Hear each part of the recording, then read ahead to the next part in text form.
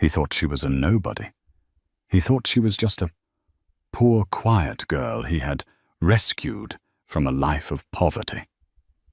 Richard Sterling, a top Manhattan executive, walked into that courtroom with a smirk, his designer suit, and his mistress giggling in the back row. He was ready to destroy his wife, Sandra, to leave her with absolutely nothing but the clothes on her back. But Richard made one fatal calculation. He didn't check her background. He didn't know that the woman he was calling a leech wasn't poor at all. In fact, she owned the very ground he was standing on. When the courtroom doors opened and the royal guard walked in, Richard's smirk didn't just fade, it shattered. This is the story of the most brutal divorce court karma in history. You are not going to believe how this ends. The heavy oak doors of the Manhattan Supreme Court swung open with a groan that seemed to echo the misery of every soul inside. It was October 14th, a rainy Tuesday, that turned the New York skyline into a blur of charcoal and steel. But inside courtroom 304, the atmosphere was electric, though entirely one-sided. Richard Sterling walked in like he owned the building. At 42, Richard was the picture of modern American success. He was the senior VP of Sterling and Finch, a private equity firm that specialized in hostile takeovers. He had the jawline of a movie star, the cold blue eyes of a shark, and a bespoke Brioni suit that cost more than most people's cars. He checked his Rolex, a platinum Daytona, and smirked. Today was the day. Today he would finally cut the dead weight loose. That dead weight in his mind was his wife of 6 years, Sandra. Sitting at the plaintiff's table, Richard leaned over to his lawyer, Marcus Stone. Stone was known in the city as the Butcher. He didn't just win divorces, he annihilated the opposition. "Is she here yet?" Richard whispered, tapping his fountain pen against the mahogany table. "She's outside," Stone replied, his voice a gravelly purr. "She's trying to get her public defender to understand the paperwork. It's pathetic, really. Richard, this is going to be a slaughter. We have the hiding of assets perfectly structured. She'll be lucky if she walks away with a bus ticket." Richard chuckled darkly. "Good. She brought nothing into this marriage, and she's taking nothing out. I want her back in that studio apartment in Queens where I found her. She's boring, Marcus. She's plain. She has zero ambition. I need a woman who matches my stature." He glanced toward the back of the courtroom. There, sitting in the second row, pretending to look solemn, but failing miserably, was Jessica Vane. Jessica was 24, a struggling lifestyle influencer, with blonde extensions lips that had seen the best surgeons in Miami, and a hunger for Richard's credit card that was insatiable. She caught Richard's eye and gave a tiny, flirty wave, blowing a discreet kiss.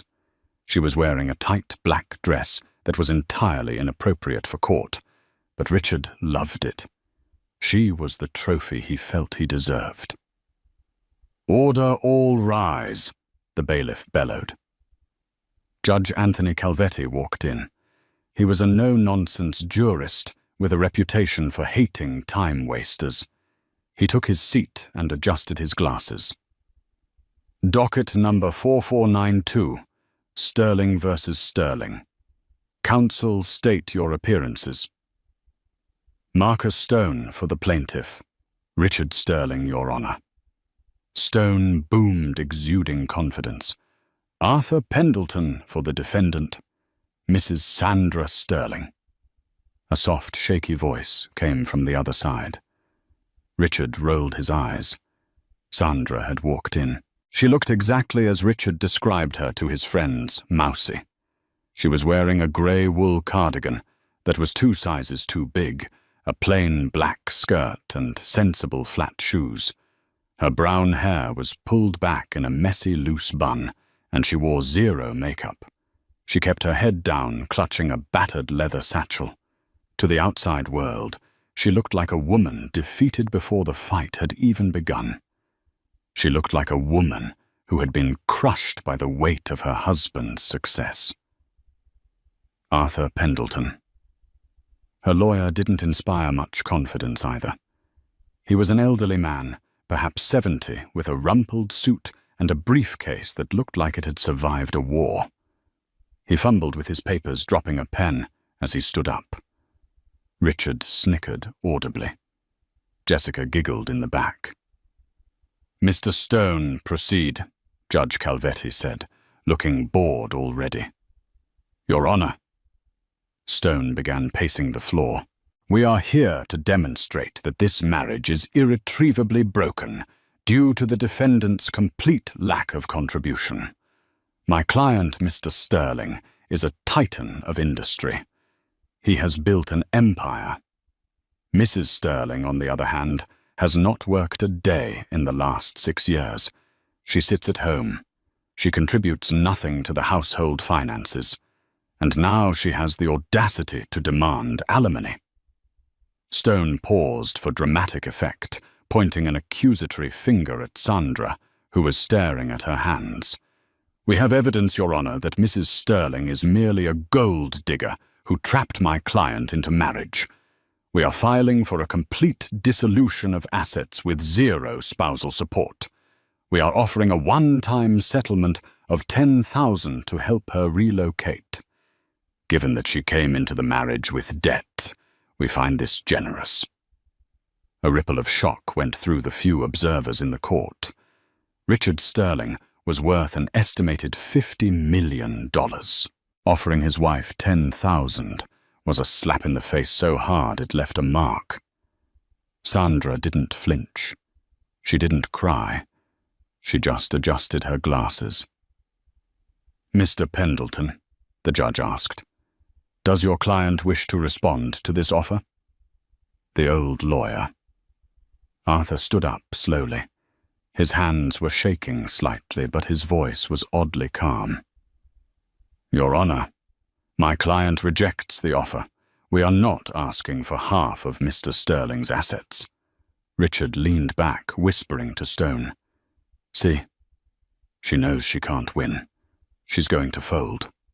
However," Arthur continued, "we are asking for a full audit of Mr. Sterling's offshore accounts in the Cayman Islands, specifically the shell company, Jupiter Holdings, which he used to purchase the penthouse on 5th Avenue for his associate Ms. Jessica Vane." The room went deadly silent. Richard's face turned a shade of pale violet. He shot a look at Jessica, whose jaw had dropped. How did they know about Jupiter Holdings? That account was buried under 3 layers of corporate anonymity. "Objection," Stone roared. "Relevance and purely speculative." "Overruled," Judge Calvetti said. Leaning forward, his interest suddenly piqued. "If marital assets were used to buy property for a third party, that is very relevant. Proceed, Mr. Pendleton." Richard clenched his fists under the table. He looked at Sandra. She wasn't looking at the floor anymore. She had lifted her head. For a split second, Richard saw something in her eyes he had never seen before. It wasn't fear. It wasn't sadness. It was cold, hard steel. But just as quickly, she looked down again, returning to the role of the meek housewife. Richard shook his head. "It's a fluke," he thought. "She just got lucky and found a receipt. I will crush her." "The gloves are off," Richard hissed to his lawyer. "Destroy her, Marcus. Bring up her family." The courtroom recess was called for lunch, and the tension in the hallway was thick enough to choke on. Richard Sterling stood near the vending machines, aggressively typing on his BlackBerry liquidating assets and moving funds before the court could freeze them. "Richard, baby," Jessica whined, hanging onto his arm. "Why did that old man say my name?" "You said my name wouldn't come up. This is bad for my brand. I have a sponsorship deal with a tea detox company. I can't be seen as a home wrecker in court records." Richard shook her off roughly. "Shut up, Jessica. It's a standard tactic. They're bluffing. They want a settlement. They want me to panic and write a check for $1 million just to make them go away. Well, I'm not doing it." He looked down the hallway. Sandra was sitting on a wooden bench eating a sandwich she had brought from home in a plastic bag. She looked pathetic.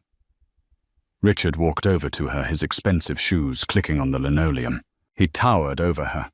"Sandra," he said, his voice dripping with fake pity. She looked up, chewing slowly. "Richard, look at you," he sneered. "Eating a bologna sandwich in a courthouse. Is this really how you want to go out? You're embarrassing yourself. You're embarrassing me." "I'm just eating lunch, Richard," she said softly. "Take the 10 grand, he hissed, leaning closer so no one else could hear. "Take the 10 grand and disappear. Because if we go back in there, Marcus is going to bring up your past. We're going to talk about how I found you working as a waitress in that dive bar in Brooklyn. We're going to talk about how you have no family, no degree, no pedigree. You are a nobody, Sandra. I made you, and I can break you." Sandra stopped chewing. She carefully wrapped the remainder of her sandwich in the plastic wrap and placed it in her bag. She stood up.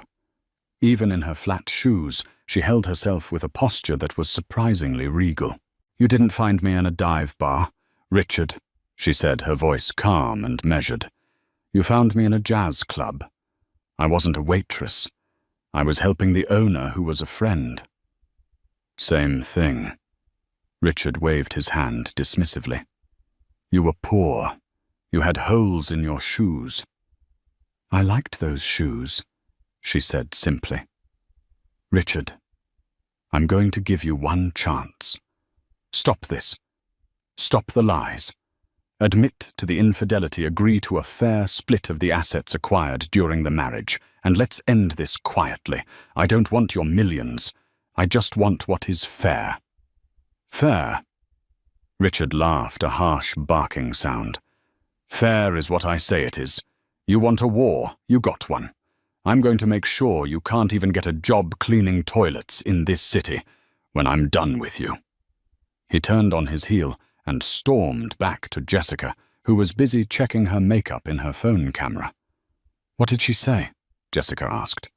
"She tried to beg." Richard lied. "She knows she's finished." Back inside the courtroom, the atmosphere had shifted. Judge Calvetti looked annoyed. The discovery of the hidden apartment for the mistress had irritated him. He didn't like liars. "Mr. Stone, you may continue your opening arguments," the judge said. Marcus Stone stood up, buttoning his jacket. He gave Sandra a predatory smile. "Your Honor, to understand why the plaintiff deserves nothing, we must look at her character. She claims to be a supportive wife. Yet for 6 years, she has refused to attend company galas. She refuses to travel with Mr. Sterling to important business meetings in Paris and Milan. She isolates him. She is antisocial and unrefined." Stone picked up a document. "Furthermore, we have run a background check on Mrs. Sterling, or should I say, Sandra Doe. It seems Mrs. Sterling has no birth certificate in the United States. She claims to be from a small town in Europe, yet there are no records of her graduating from the university she claimed to attend. She is a fraud, Your Honor. A drifter who latched onto a wealthy American man." Sandra's lawyer, Arthur, didn't object. He just sat there, polishing his glasses with a handkerchief. "She is a woman of no history," Stone continued, his voice rising. "A woman of no standing. She brings nothing to the table but deceit. My client, a man of high society, was duped. We ask the court to annul this marriage on the grounds of fraud, leaving her with absolutely nothing." Richard smirked. This was the kill shot. Annulment meant she wasn't even a divorcee. She was a stranger. The judge looked at Sandra. Mrs. Sterling, your counsel may respond. Arthur Pendleton stood up. He didn't look at his notes. He looked directly at Richard. My client. Arthur began, his voice suddenly dropping its shakiness, resonating with a deep baritone power. Is indeed a very private person. She values discretion above all else. That is why she did not attend the loud, drunken galas Mr. Sterling enjoys. That is why she did not travel to Milan to watch Mr. Sterling cheat on her with his secretary in 2021, or with Miss Vane in 2023. Objection, Stone shouted. Withdrawn, Arthur said calmly. As for her history, Mr. Stone is correct. Sandra Sterling does not have a birth certificate in the United States, and she did not graduate from the University of Zurich as a common student. Arthur walked to the center of the room. You see, Mr. Sterling was so obsessed with his own voice, he never really listened to his wife. He never asked about her childhood in the mountains of Eldoria. He never asked why she spoke 4 languages fluently. He simply assumed that because she was quiet, she was weak. Because she didn't wear diamonds, she was poor. Arthur turned to the bailiff. Your Honor, the defense calls its first witness, but we request a brief recess to clear security protocols. Security protocols, the judge frowned. For a witness. Yes, Your Honor, Arthur said. The witness is under diplomatic protection. Richard frowned. Diplomatic protection? What kind of game was this? Was she bringing in some sketchy immigrant relative to cry about poverty? The doors at the back of the courtroom opened, but it wasn't a witness who walked in. 2 men in dark suits with earpieces entered first, scanning the room. They were followed by a man in a military uniform, not American. It was a slate-gray uniform with gold epaulets and a red sash. He carried a heavy, velvet-covered box. Richard squinted. The uniform. It looked vaguely familiar. He had seen it in magazines, usually associated with old European money. The man in the uniform walked straight to the defense table. He ignored everyone else. He stopped in front of Sandra, clicked his heels together with a sharp snap, and bowed deep at the waist. Your Highness, the man said, his voice thick with a Germanic accent. The delegation has arrived. The entire courtroom gasped. Even the stenographer stopped typing. Richard froze.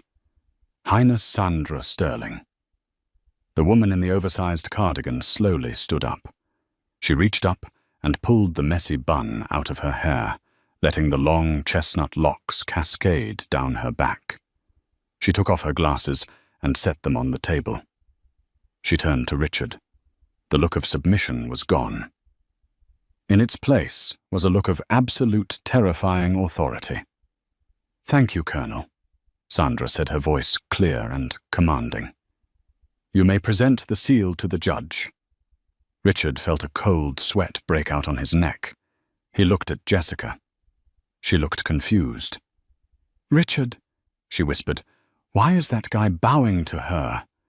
Is this a prank? But Richard knew.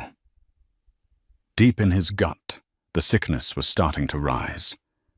He had called her a peasant. He had called her a nobody. He watched as the colonel approached the bench and placed the velvet box before Judge Calvetti. The judge opened it. Inside lay a document sealed with thick red wax and a golden crest. A crest depicting a double-headed eagle and a crown. Your Honor, Arthur Pendleton said, smiling for the first time. I would like to introduce the court to the true identity of the defendant. You know her as Sandra Sterling, but her legal name, recognized by the International Court of Justice and the Sovereign Principality of Eldoria, is Her Royal Highness Princess Sandra Sophia Valois, third in line to the throne and the sole heiress to the Valois estate. Richard's mouth fell open. "And," Arthur added, turning to look at a pale, trembling Richard, "she is currently the owner of the bank that holds the mortgage on Mr. Sterling's firm." The silence in the courtroom was shattered by the sound of Jessica Vane dropping her phone. The silence in courtroom 304 didn't last. It was broken by the sharp, hysterical laugh of Richard Sterling. It was the laugh of a man whose brain had simply refused to process the information it had just been fed. "Princess," Richard sputtered, standing up and pointing a shaking finger at Sandra. "Princess, Your Honor, this is ludicrous. Look at her. She's wearing a cardigan from a thrift store. She counts coupons. This is some kind of elaborate stunt to delay the proceedings. I want her held in contempt." Marcus Stone. Richard's lawyer was smarter. He wasn't laughing. He was staring at the document on the judge's bench with the eyes of a man watching a tsunami approach the shore. He recognized the seal. He knew what the Valois name meant in international banking. It meant old money. The kind of money that didn't shout. It whispered, and governments listened.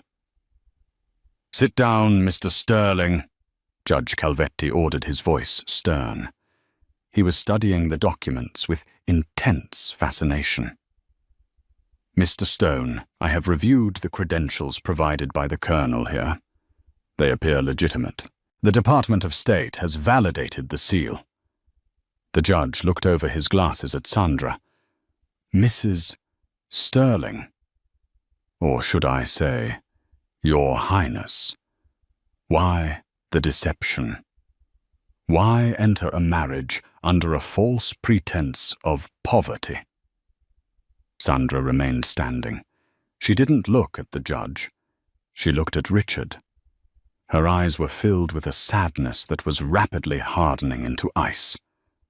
"Because, Your Honor," she said, her voice carrying to the back of the room, where reporters were now trying to shove their way in, tipped off by the arrival of the Royal Guard. "I grew up in a world where everyone wanted something from me. My title, my influence, my family's wealth.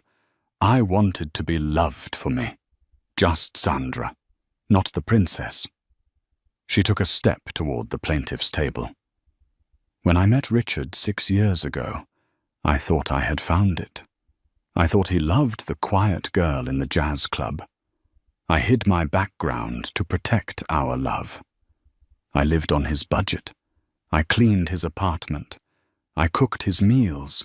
I supported him while he climbed the corporate ladder, comforting him when he lost deals, celebrating when he won. I played the role of the supportive, humble wife because I thought we were building a life together." She paused, her gaze shifting to Jessica Vane, who was shrinking into her seat.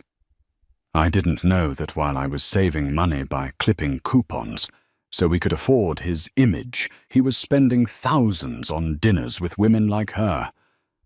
Richard's face was red veins bulging in his neck. His greed, however, was faster than his shame. His mind raced. "Wait, if she's a princess, if she's worth billions..." A sick, greedy grin spread across Richard's face. He grabbed his lawyer's arm. "Marcus," he whispered frantically, "forget the 10 grand, forget the divorce, or... No, wait. If we divorce, I get half. New York is an equitable distribution state. If she hid assets, I'm entitled to them." Richard stood up, straightening his tie, his arrogance returning in a flood. "Well," he boomed, "this is certainly a surprise. But the law is the law, Your Honor. We are married. Her assets are marital property. If my wife is indeed royalty, then I am a prince by marriage. And if we are to divorce, I am entitled to 50% of the Valois estate to maintain the lifestyle to which I should have been accustomed had she not defrauded me." "I want half," Richard shouted, slamming his hand on the table. "I want half of the bank, half of the estate, half of everything." Jessica Vane's eyes lit up in the back row. Half a kingdom. She suddenly sat up straighter, fixing her hair. Sandra's lawyer, Arthur Pendleton, let out a dry, dusty chuckle. It sounded like leaves scraping on a sidewalk. "Mr. Stone," Arthur said, opening his battered briefcase again, "I believe your client is forgetting something very important, a document he insisted upon with great aggression 6 years ago." Richard froze. Arthur pulled out a single, yellowing piece of paper. "Exhibit B, Your Honor. The prenuptial agreement." Richard's blood ran cold. He remembered. 6 years ago, Richard had just made his first million. Sandra was seemingly a broke waitress. Richard had been terrified, paranoid, that she was after his meager savings. He had hired the nastiest lawyer he could find to draft a protection agreement. Arthur began to read, his voice dripping with irony. Clause 14, Section B, drafted by Mr. Sterling's own legal team. In the event of a dissolution of marriage, regardless of the cause, each party shall retain sole ownership of all assets, titles, inheritances, and properties brought into the marriage or acquired independently during the marriage. There shall be no division of assets. What is his remains his. What is hers remains hers. Arthur lowered the paper. "Mr. Sterling was very specific, Your Honor. He told my client, and I quote from the deposition transcript, 'I don't want you touching a penny of my hard-earned money when I dump you.'" The courtroom erupted in murmurs. "He locked himself out," Arthur said, smiling. "This prenuptial agreement is ironclad. Mr. Sterling insisted on it to protect his millions. In doing so, he protected Her Highness's billions." "No," Richard gasped. "No. That was for my protection. It wasn't meant for... I didn't know. Ignorance of your wife's net worth is not a legal defense for voiding a contract you forced her to sign," Judge Calvetti said, fighting back a smile. "The prenuptial agreement stands. Mr. Sterling, you get nothing from the Valois estate. Not a dime." Richard slumped into his chair, looking like he had been punched in the gut. But Sandra wasn't done. "Actually, Your Honor," Sandra said, stepping forward, "we are not done with the financials. While Richard gets nothing of mine, we need to discuss what he owes me." Richard looked up confused. "Owe you? I paid for everything. I paid the rent.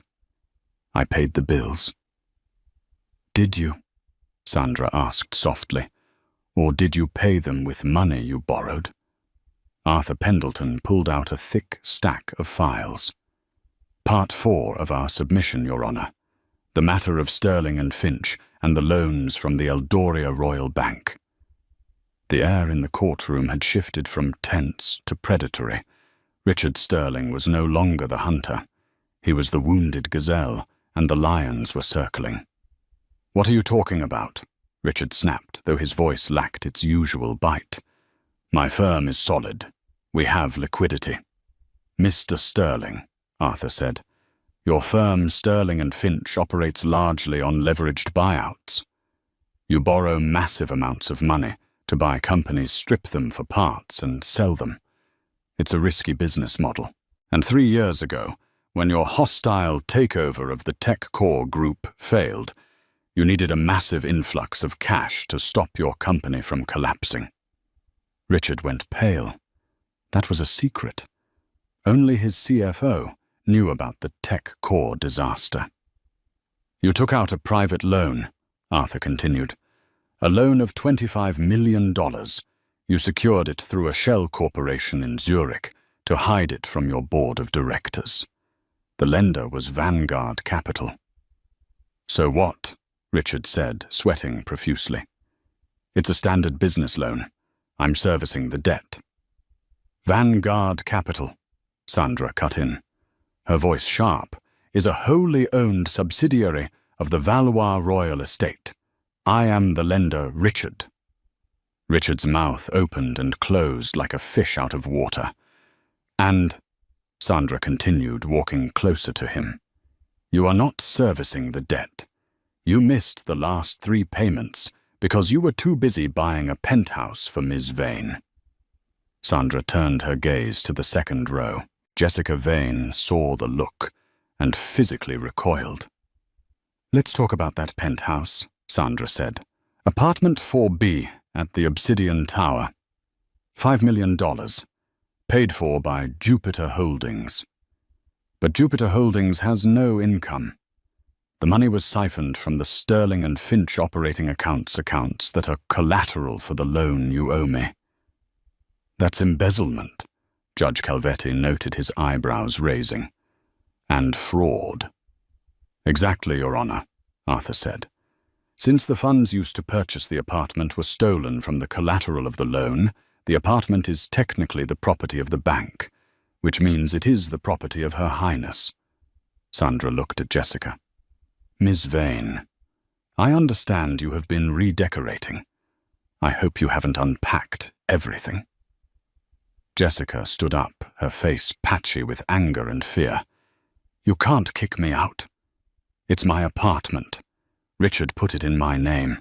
He put it in the name of a shell company, Arthur corrected her. A company that is now being seized for asset forfeiture. The eviction notice was filed this morning. The locks are being changed as we speak. Richard, Jessica screamed, turning on him. Do something. My clothes are in there, my jewelry. Richard was hyperventilating. Sandra, please, he stammered. Let's be reasonable. We can work this out. I didn't know. If I had known who you were. If you had known, Sandra interrupted, you would have loved me for my money, which is even worse than hating me for being poor. She turned back to the judge. Your Honor, Richard Sterling is in breach of contract on a $25 million loan. Under the terms of the agreement, which, ironically, he signed without reading the fine print because he was too busy rushing to a business dinner with Ms. Vane, the lender has the right to immediate repayment in full upon any evidence of embezzlement. Sandra placed a hand on the table. I am calling the loan Richard. I want the $25 million. Today. I don't have it, Richard shrieked. I don't have $25 million in cash. Everything is tied up in stocks. If I sell now, the market will see it. The stock will tank. I'll lose everything. Then you will lose everything, Sandra said coldly. Just like you planned for me to lose everything. You wanted me on the street with $10,000. I am simply returning the energy you gave me. This is vindictive, Marcus Stone shouted, trying to find a legal foothold. This is a personal vendetta masquerading as a business transaction. It is justice, Judge Calvetti said. If your client embezzled funds to buy a mistress an apartment while defaulting on a loan, the lender has every right to seize assets. The court grants the motion for the immediate freezing of Mr. Sterling's personal and business accounts. The bang of the gavel sounded like a gunshot. Assets frozen, the judge declared. Mr. Sterling, I suggest you find a way to pay your wife, or you will be facing criminal charges for the embezzlement. Richard slumped forward, putting his head in his hands. His tailored suit suddenly looked like a costume. He was ruined. But the nightmare wasn't over. From the back of the courtroom, the heavy doors opened again. This time it wasn't royalty. It was the press. They had swarmed past security. Flashes went off blinding in the dim courtroom, and amidst the chaos, Jessica Vane made her move. She realized the ship was sinking, and she wasn't going to drown with the captain. She scrambled over the bench, rushing toward the aisle to escape the cameras. But as she passed Richard, she paused. "You loser!" she screamed at him, her voice shrill enough to break glass. "You said you were rich. You said you were the king of New York. You're just a broke fraud." "Jessica, wait!" Richard reached out for her. She slapped his hand away. "Don't touch me. I'm done. I'm going to the press. I'm going to tell them you tricked me too. I'm a victim." She turned to run, but she tripped on the hem of her tight dress, sprawling onto the courtroom floor right in front of Sandra's sensible flat shoes. Sandra looked down at the woman who had tormented her with text messages and photos for the last year. She didn't sneer. She didn't laugh. She simply stepped around her like one steps around a puddle of dirty water. "Your Honor," Sandra said, her voice cutting through the noise, "I have one more request regarding the custody. Not of children, as we have none, but of the dog." Richard's head snapped up. "Buster." "You can't take Buster. He's my dog." "Buster," Sandra said, "is a golden retriever who spends 12 hours a day in a crate because you are at work or with your mistress. You kick him when he barks. You forget to feed him." She signaled to the colonel. "My security team has already retrieved Buster from the apartment. He is currently on a private jet to Eldoria, where he will have 10 acres of royal gardens to run in." "You stole my dog," Richard roared, finally finding his anger again. He lunged toward her. Instantly, the 2 royal guards in the suits moved. It was a blur of motion.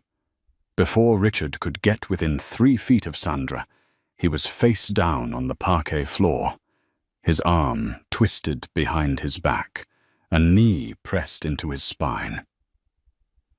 "Assault on a royal dignitary," the colonel stated calmly. "That is a felony, Mr. Sterling, and since it involves a foreign diplomat, it is now a federal offense." Richard groaned, his face pressed against the floor, staring sideways at Jessica Vane's high heels as she fled the room. Sandra looked down at him. "I loved you, Richard," she whispered. "I really did. But you killed that love day by day, lie by lie. You wanted a trophy. You lost the only real prize you ever had." She turned to her lawyer. "Mr. Pendleton, let's finish this." But as the guards hauled Richard up, a man in a frantic suit burst through the doors. It was the CFO of Sterling and Finch.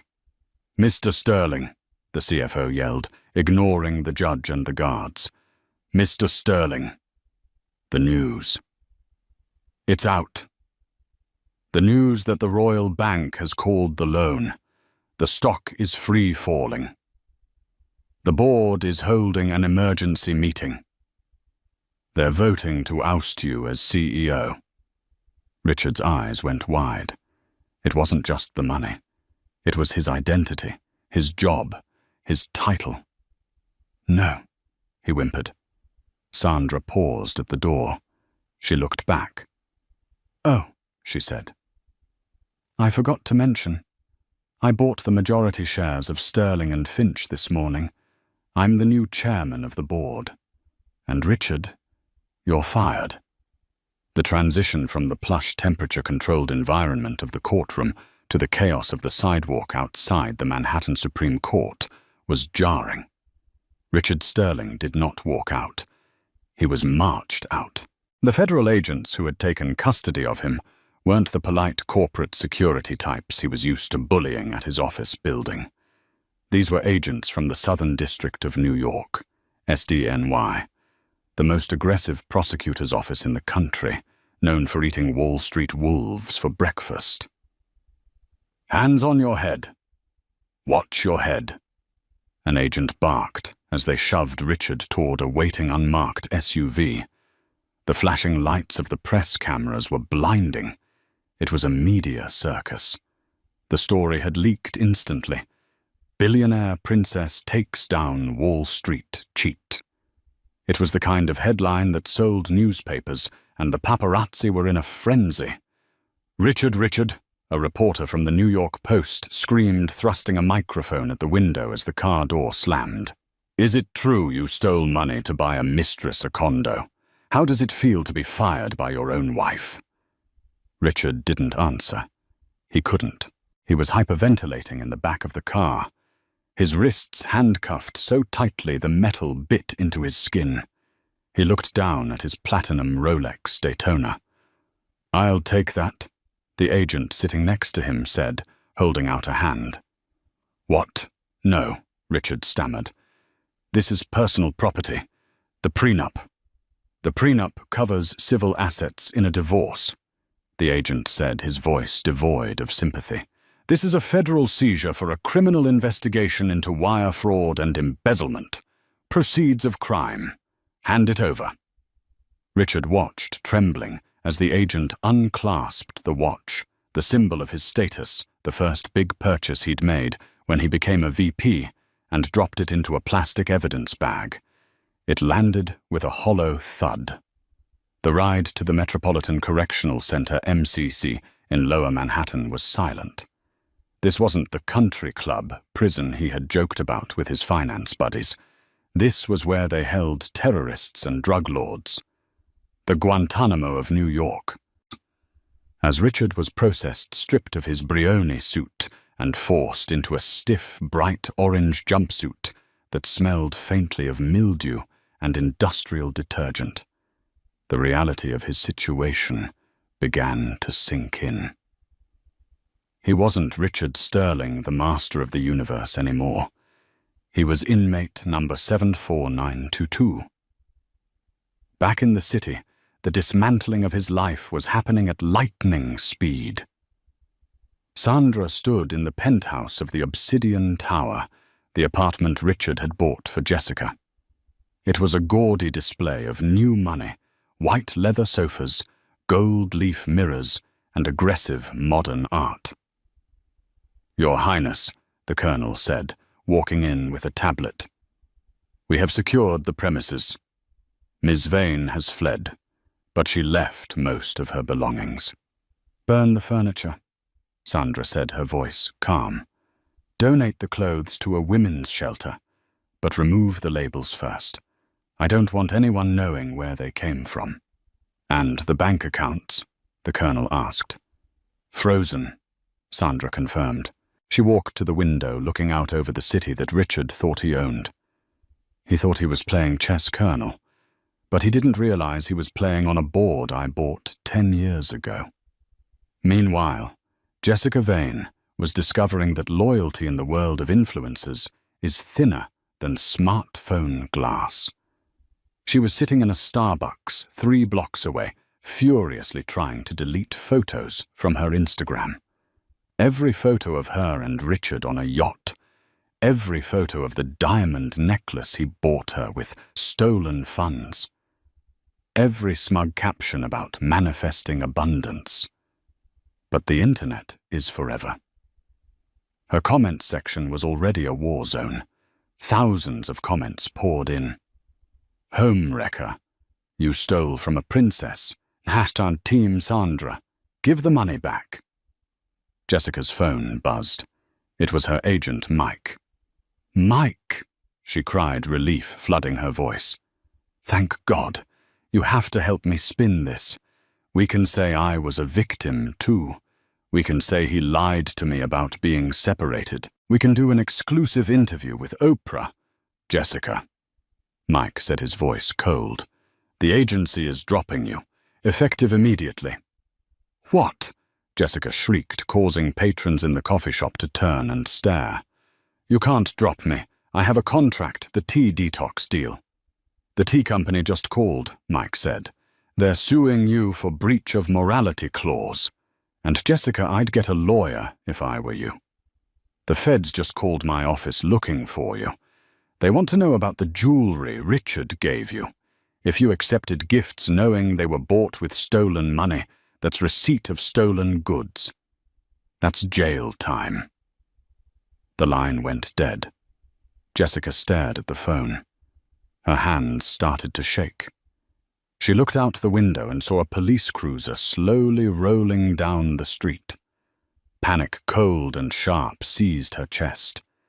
She wasn't thinking about Richard anymore. She was thinking about survival. She opened her contacts and scrolled until she found a number she had saved from a business card Richard had once foolishly left on the table. Marcus Stone, attorney at law. She dialed. "Mr. Stone," she whispered when he answered. "It's Jessica. I have information on Richard. I have emails. I have texts where he talks about the offshore accounts. I'll give you everything. Just keep me out of jail." On the other end of the line, Marcus Stone, who had just been fired by Richard because Richard's checks had bounced, smiled a predatory smile. "Keep talking, Ms. Vane," Stone said. "I'm listening." 3 months later. The courtroom was the same, but the dynamic had completely inverted. This was not a divorce hearing in family court.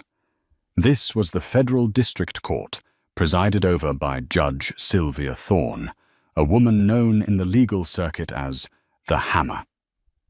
Richard sat at the defense table. He had lost 20 pounds. His hair, usually dyed and styled, was graying at the roots and thinning. The orange jumpsuit hung off his frame. There was no high-powered legal team around him. Marcus Stone had recused himself due to non-payment of retainers, and Richard was now represented by a public defender, a tired-looking man named Gary, who was juggling 40 other cases. The gallery was packed, but Richard didn't look at the crowd. He kept his eyes on the table. He couldn't bear to look at the front row. In the front row sat Sandra. She looked breathtaking. She wasn't wearing the grey cardigan anymore. She was wearing a deep navy bespoke suit pearls that were likely worth more than Richard's entire former company, and she held herself with the poise of a queen.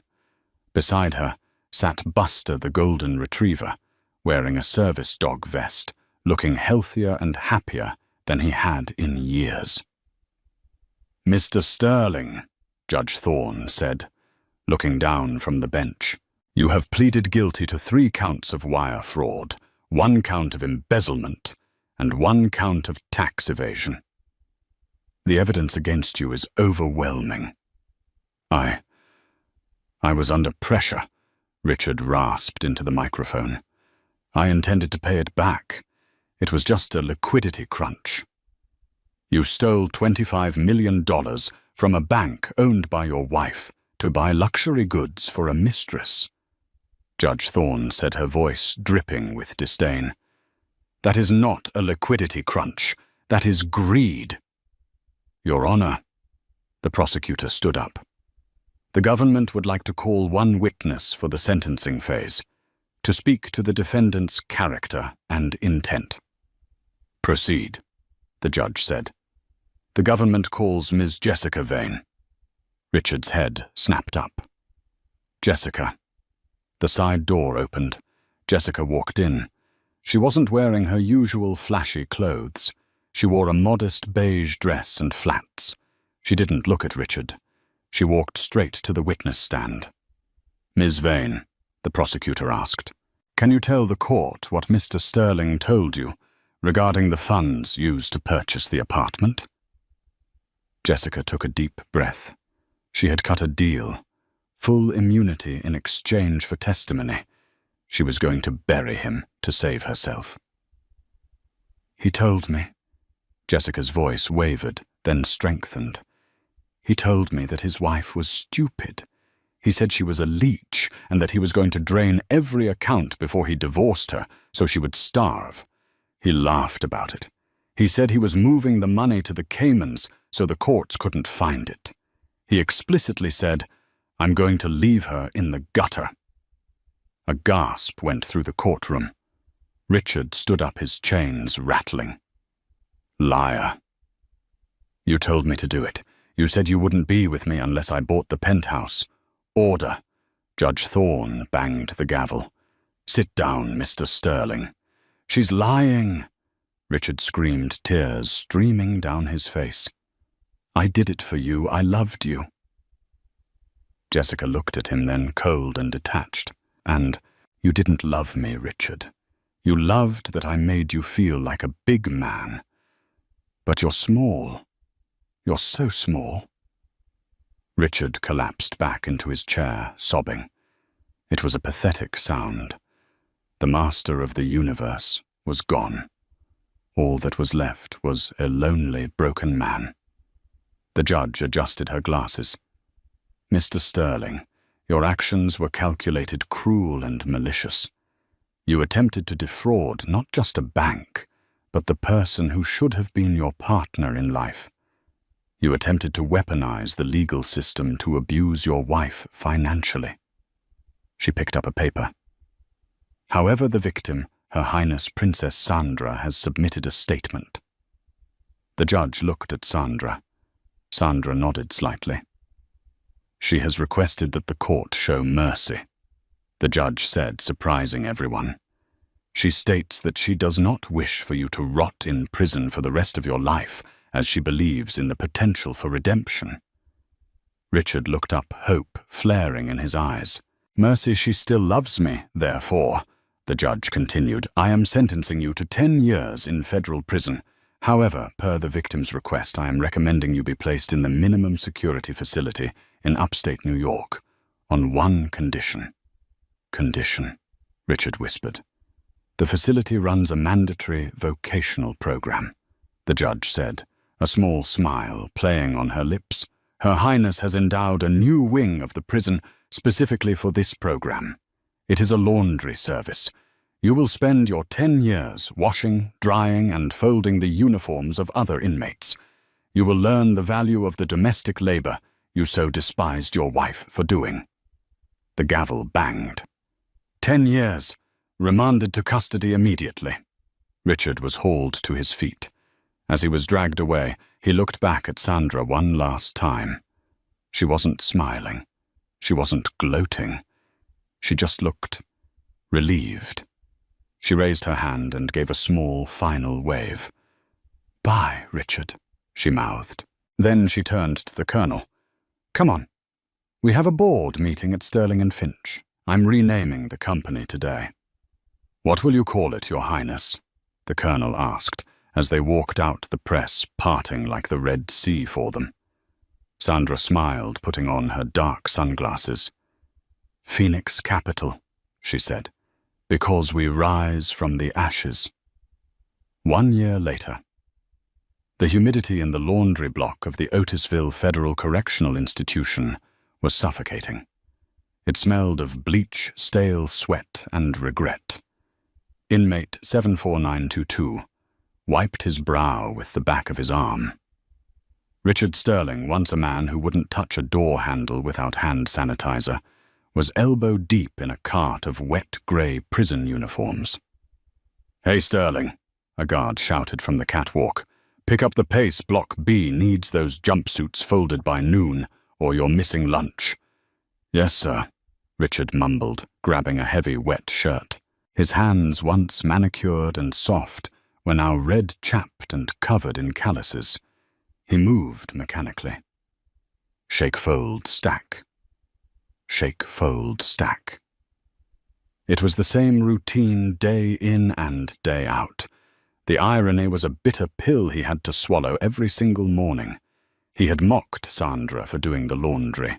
He had told her it was menial work beneath him. Now it was his entire existence. During his 15-minute break, Richard sat on a plastic crate in the common area, sipping lukewarm water from a paper cup. A small television was mounted in the corner, usually playing sports reruns. But today, the channel was set to a national business news network. Richard wasn't paying attention until he heard the voice. "Remarkable turnaround, from a silent partner to the most influential CEO in New York City. Please welcome the businesswoman of the year, Sandra Valois." Richard's head snapped up. There she was, on the screen in high definition. She looked radiant.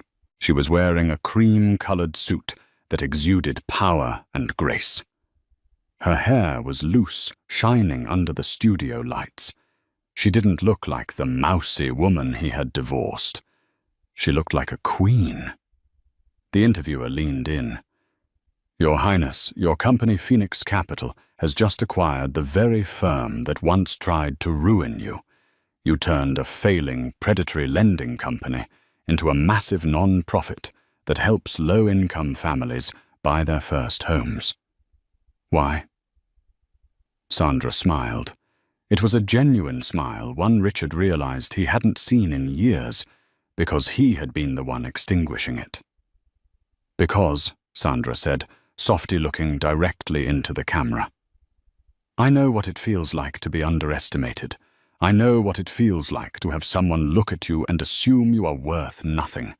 I wanted to build an empire that values character over currency. Money is easy to get.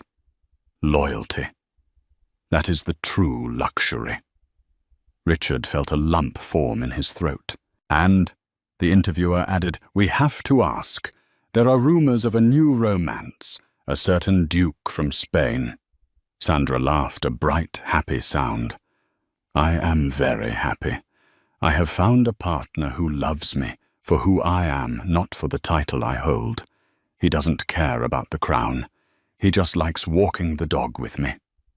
The camera cut to a clip of Sandra walking Buster Richards' old dog in a beautiful park, accompanied by a tall, handsome man who was looking at Sandra like she was the only woman in the world.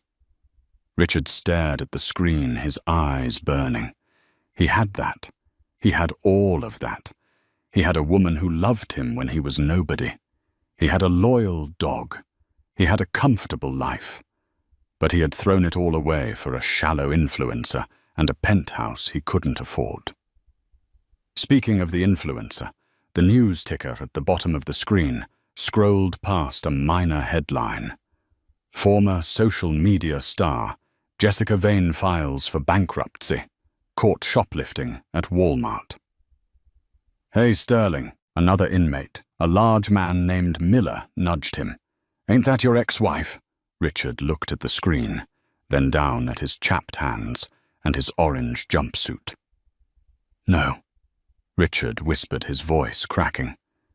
"She's not my ex-wife. She's a stranger. I never really knew her at all." "Tough break, buddy." Miller laughed, slapping him on the back. "Now come on. The underwear ain't gonna fold itself."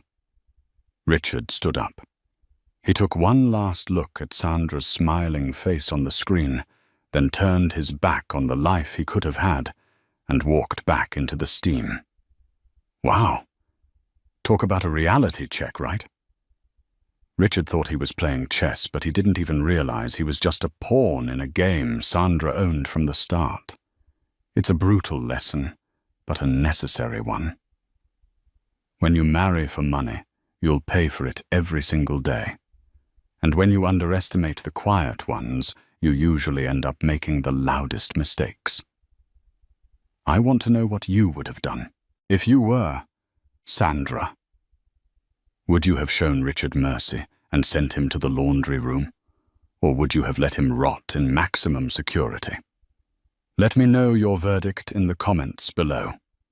I read every single one. If you enjoyed this story of karma and justice, please smash that like button. It really helps the channel grow so I can bring you more stories like this. And if you haven't already, hit subscribe and ring the notification bell so you never miss the next drama. Thanks for watching. Stay loyal and I'll see you in the next video.